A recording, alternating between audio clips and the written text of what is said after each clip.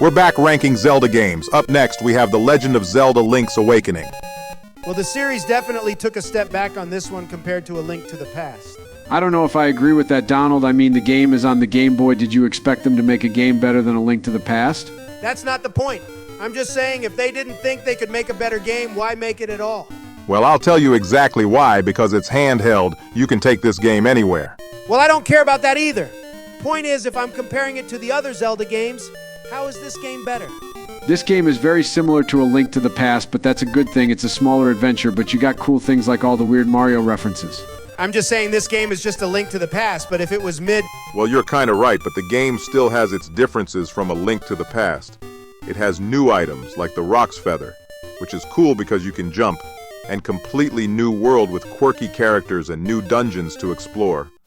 We should also bring up this game's few remakes. First, the DX version on the Game Boy Color brought Color and the new bonus color dungeon. That's nice, but we all know the only real version you should bother to play this game with is the 2019 Switch remake. It completely overhauled the graphics into something beautiful. Not to mention the soundtrack is fantastic.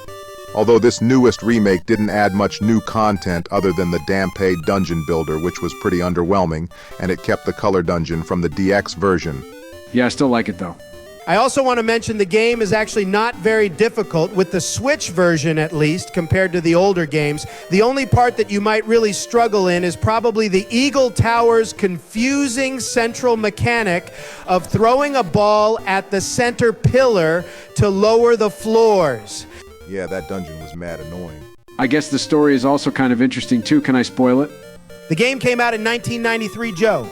Well, okay, basically the whole thing is a dream, and at the end you have to wake up the windfish who is having the dream, and then basically everyone on the island dies because of you.